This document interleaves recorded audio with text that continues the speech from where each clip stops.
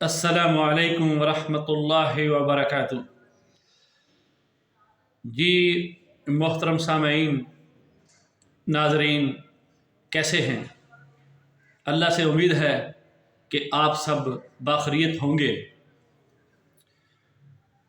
اس وقت دنیا میں کچھ ایسے لوگ بھی پائے جاتے ہیں، جب ان کی شادی ہوتی ہے تو کچھ عرصہ بیتنے کے بعد جب ان کے ہاں بچے نہیں پیدا ہوتے تو ان کو رپورٹ کے لیے کہا جاتا ہے، تو رپورٹ جو بتاتی ہے جس میں اے سپرمیا یا ایزو سپرمیا لکھا ہوتا ہے، تو یہ دنیا میں موجود ان پائے جانے والے چند لوگوں کے لیے یکدم پریشانی کا مسئلہ پیدا کرتا ہے۔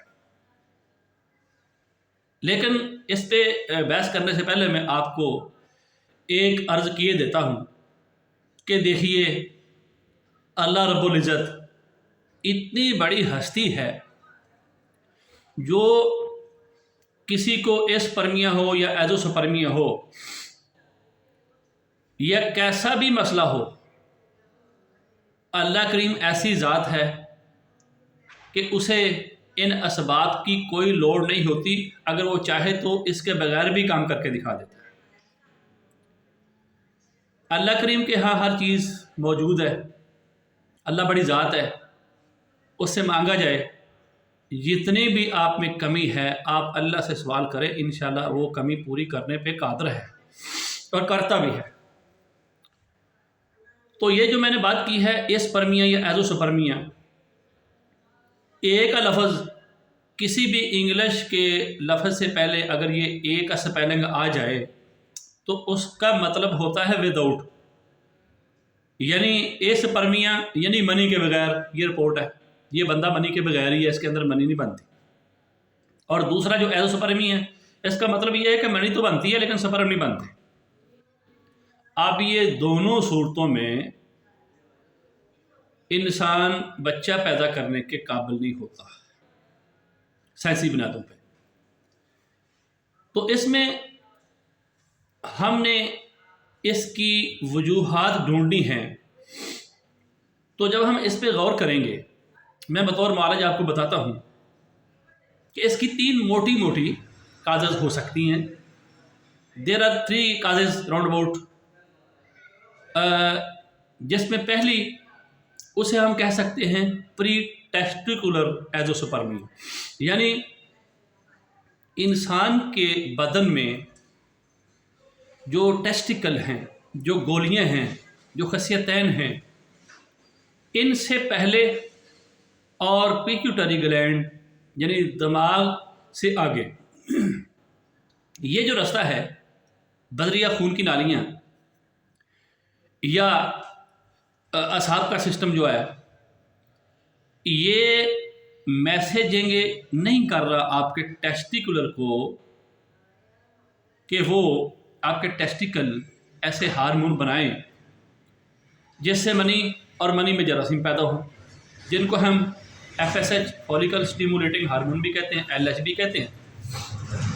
تو اگر دماغ یہ ہارمون بنانے کا میسج ٹیسٹیکل کو نہیں کرتا تو یہ سمجھے کہ یہ پری ٹیسٹیکولر پرابلم ہے، یا اسے ہم ایک اور لینگویج میں یہ بھی کہہ سکتے ہیں کہ ہائپوگوناڈرافک ہائپوگوناڈزم یا HH۔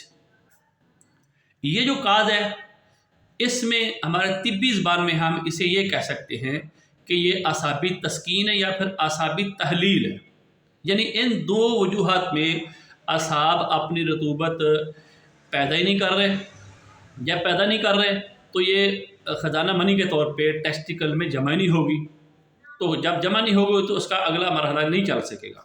اس لیے پہلی موٹی بات یہ ہو گئی کہ آپ کا نیورولوجیکل جو سسٹم ہے، اعصابی سسٹم ہے یا نروس سسٹم ہے یا نروس یونٹ ہے، یہ تحلیل ہو کے ذوف کی شکل میں چلے گیا ہے یا تسکین میں اپنا ورک نہیں کر رہا، اس لیے آپ کی منی یا آپ کے منی اور سپرم بنانے کے لیے ٹیسٹیکل کو، گولیوں کو، خصیتین کو میسیجنگ ہی نہیں ہو رہی۔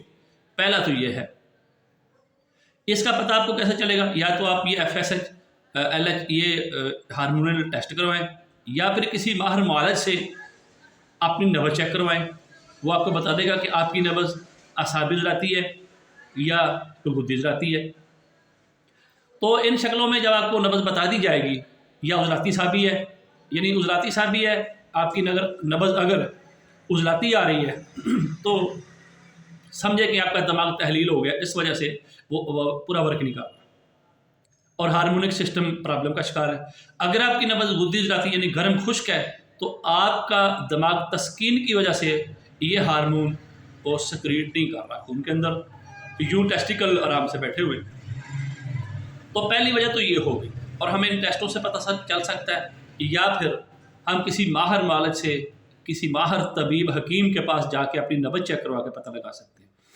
تو اس کا حل یہ بڑا آسان سا ہے، میں یہ آگے بتاتا ہوں انشاءاللہ۔ اس کے بعد دوسری وجہ ہے ایزوسپرمیا کی، جسے ہم ٹیسٹیکولر فیلر کہتے ہیں، یعنی یہ جو گولیاں ہیں ان کا تعلق اور یہ تابع ہیں آپ کے قلب کے، یعنی یہ عضلاتی ایک ایسا ٹیشو ہے جو آپ کے دل کے تابع ہے، اور اگر آپ کا دل یا آپ کے عضلات کسی وجہ سے تحلیل یا تسکین میں ہیں تو یہ بھی ورک نہیں کریں گے۔ ٹیسٹیکل وہاں پہ اگر فلوڈ آ جائے، سیمینل فلوڈ پہنچ جائے، وہاں موجود ہو، ہارمونک سسٹم بھی چل رہا ہو، لیکن آگے آپ کے عضلات تسکین یا تحلیل میں ہو، تو پھر یہ ٹیسٹیکولر فیلر پوزیشن ہے، اس وجہ سے آپ کے وہاں پہ سپرم نہیں بنیں گے۔ تو اس کے لیے ہم بھی اسی طرح ہی اپنے کسی ماہر معالج کے پاس جا کے چیک کروا سکتے ہیں کہ آیا ہماری نبض کہیں کوئی عضلاتی سسٹم میں کوئی اس میں تحلیل یا تسکین تو نہیں۔ اگر یہ ہوئی تو آپ کا معالج آپ کو بخوبی بتا سکے گا، تو اس کے لیے آپ کو وہ اسی طریقے کی دوائی مل جائے گی، یا میں آگے آپ کو اس کا حل بتاتا ہوں۔ تو اس کے بعد تیسری وجہ جو ایزوسپرمی کی بنتی ہے وہ یہ ہے کہ فیکٹری نے مال بھی بنا دیا، بس کی میں اگزامپل آپ کو دے رہا ہوں کہ فیکٹری نے مال بھی بنا دیا، دوسرے نمبر پہ آپ کے دکان پہ پہنچ بھی گیا، اب آگے کسٹمر کو جب سپلائی اس کے گھر تک آپ نے دینی ہے، ہوم سروس دینی ہے، تو رستے میں کہیں بندش ہے، رستے میں کہیں ہڑتال ہے، رستے میں کہیں بلاکیج ہے، جس وجہ سے وہ آپ کا سودا وہاں پہ نہیں پہنچ رہا۔ اسے کہتے ہیں ہم، یہ جو نالیاں لے کے جاتی ہیں مادہ منی ٹو دا پینس، عضو مخصوص یا عضو تناسل کی طرف، جس نے آگے اس کو پھینکنا ہوتا ہے یوٹرس میں، وہ رستہ کہیں بلاک ہو رہا ہے۔ یہ تیسری وجہ ہے جو ایزوسپرمی کی ہو سکتی ہے، اور جس وجہ سے پریگننسی نہیں ہو رہی ہوتی اور حمل نہیں ہو رہا ہوتا، آپ کنسیو نہیں کر رہے ہوتے۔ تو آپ کو یہ تیسری یہ جو مسئلہ ہے، یہ آپ کے غدود کا مسئلہ ہے، وہ یا تو تحلیل کی وجہ سے یا وہ بھی تسکین کی وجہ سے صحیح ورک نہیں کر رہے، جس وجہ سے یہ مسئلہ کھڑا ہوا ہے، اور آپ جو ہے نا وہ کنسیو نہیں کر رہے، بچہ نہیں پیدا ہو رہا، حمل نہیں ہو رہا۔ تو یہ تینوں وجوہات، ویسے تو آپ کو چیک کروانا چاہیے اپنی نبض کہ آیا آپ پری ٹیسٹیکولر پرابلم کا شکار ہے، ہائپوگونڈروپک ہائپوگونڈرزم HH، یا پھر آپ ٹیسٹیکولر فیلر کا شکار ہے، یا پھر اس کے اگلا جو رستہ ہے آپ اس مسئلے کا شکار ہیں۔ لیکن یہ چیزیں آپ چیک کروائیں، میں ان سب کو جمع کر کے آپ کو ایک سادہ سا فارمولہ بتا دیتا ہوں، انشاءاللہ العزیز اس کے بہت رزلٹ ہے، اور یہ میں آپ کو میرے پاس اس کی ساری فائل موجود ہے۔ ابھی چونکہ میں آپ کو پیشنٹ کا نام نہیں بتا سکتا، ہمارے پاس جو پیشنٹ آتے ہیں ہم ان کا نام راز میں رکھتے ہیں۔ تو اس میں یہ کتنی رپورٹیں ہیں، یہ ہم پہلے رپورٹ کرواتے ہیں یا پیشنٹ لے کے آتا ہے جس میں نیل سپرم ہوتے ہیں، یعنی ایزوسپرمی ہے، اس کے بعد ہم نے اس کی دوسری رپورٹ کرائی ہے جس میں سپرم اس کے بن گئے ہیں، اور الحمدللہ کئی لوگ تو مجھے مٹھائی بھی کھلا کے چلے گئے۔ انشاءاللہ دعا ہے کہ اللہ تعالیٰ آپ کی بھی جولی ہری کرے، اور اگر ہمارے ہاتھوں سے ہو یا جس کے بھی ہاتھوں سے ہو آپ اسے بھی مٹھائی کھلائیں۔ تو یہ تو ہوتا ہے نا مزہ۔ یہ چیز ہے، یہ رپورٹیں ساری ہیں، یہ ساری کی ساری رپورٹیں ہیں، اور یہ میرے پاس اس کی فائل بھی پڑی ہوئی ہے۔ یہ ایسی رپورٹیں موجود ہیں جس میں ہم پہلے رپورٹ کرواتے ہیں جس میں ایزوسپرمی شو ہوتا ہے، تو اس کے بعد الحمدللہ جب ہم دوبارہ رپورٹ کرواتے ہیں تو اس میں سپرم بن جاتے ہیں۔ تو اس طرح کر کے اللہ تعالیٰ سننے والا ہے۔ اب میں آخر میں آپ کو ایسی 4 چیزیں بتانے لگا ہوں۔ آپ نے ان چاروں چیزوں کو لے کے پاؤڈر بنا لینا۔ پاؤڈر بنانے کے بعد انہیں کسی ڈبیا میں ڈال کے رکھ لیں خشک جگہ پہ۔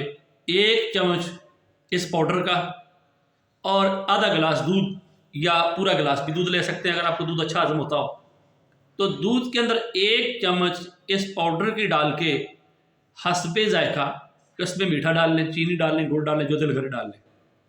اسے ہلکی آنچ پہ پکائیں تاکہ اس کی کھیر سی بن جائے۔ جب اس کی کھیر بن جائے اسے ٹھنڈا ہونے دیں، اس کا ناشتہ کر لیں۔ اگر تو گرمی کا موسم ہے تو رات کو بنا کے رکھ دیں فریج میں، صبح اٹھ کے اس کا ناشتہ کریں۔ اگر سردی ہے تو صبح صبح بنا کے اسے گرم گرم استعمال کر لیں۔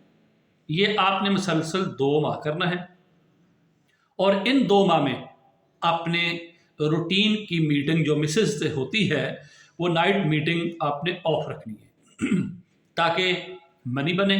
جو ایسپرمیا کا کیس ہے وہ حل ہو، اس کے بعد آگے ایزوسپرمیا میں اس کے سپرم آنے کا جو مسئلہ ہے وہ حل ہو۔ چونکہ منی بنے گی، اس میں خمیر اٹھے گا، پھر سپرم آئیں گے تو انشاءاللہ آپ کا مسئلہ حل ہو جائے گا۔ یہ 4 چیزیں، ان میں نمبر 1 سالب مصری، یہ آپ نے 1 نمبر لینی ہے، 2 نمبر ملتی ہے ہلکی۔ 1 نمبر سالب مصری، آپ اس کا وزن 50 گرام لے لیں۔ اس کے بعد موسلی سفید انڈین اسے کہتے ہیں، 1 نمبر موسلی، یہ بھی 50 گرام۔ یہ دونوں آئٹم ان پہ ڈیپینڈ کرے گا رزلٹ، کیونکہ پنساری اگر اس میں کوئی مسئلہ کرتا ہے یا اسے سمجھ نہ لگی تو پھر مسئلہ بنے گا۔ اسی آپ نے 1 نمبر لینا ہے۔ اس کے بعد مغز بنولا، یہ کپاس جو ہوتی ہے اس کے بیج ہوتے ہیں، ان کا مغز ہوتا ہے۔ تو 4تھے نمبر پہ چھلکا اسبغول۔ یہ چاروں چیزیں ہیں، ان میں سے پہلی 3 چیزوں کو آپ نے باریک پیس لینا اور چھلکے کو ویسے ہی ملا لینا۔ پھر جیسے میں نے آپ کو طریقہ بنایا کھیر بنا کے کھانے کا، آپ نے استعمال کرنا ہے۔ اگر آپ کو اس کے کھانے سے پیٹ میں گیس یا پیٹ میں کوئی پرابلم بنے تو آپ 3-4 دن کھانے کے بعد 1 آدھ چھٹی بھی کر سکتے ہیں۔ ہمدرد کمپنی یا کرشی کمپنی، ان کی آپ کو جوارش کمونی مل جائے گی، جوارش کمونی۔ یہ آپ 100 گرام کی ڈبی لے لیں۔ اگر آپ کے پیٹ میں کوئی پرابلم بنتی ہے یہ کھیر کھانے سے تو آپ تھوڑی سی وہ جوارش کمونی اوپر سے چاٹ لیا کریں، تو انشاءاللہ اس سے آپ کے پیٹ میں نہ گیس بنے گی اور یہ اچھی طرح کھیر ہضم بھی ہوگی، اور جہاں اسے جانا ہے وہاں جائے گی بھی۔ یہ نسخہ بنائیے، استعمال کیجئے، انشاءاللہ العزیز آپ کا مجھے امید ہے کہ مسئلہ حل ہو جائے گا۔ السلام علیکم ورحمۃ اللہ وبرکاتہ۔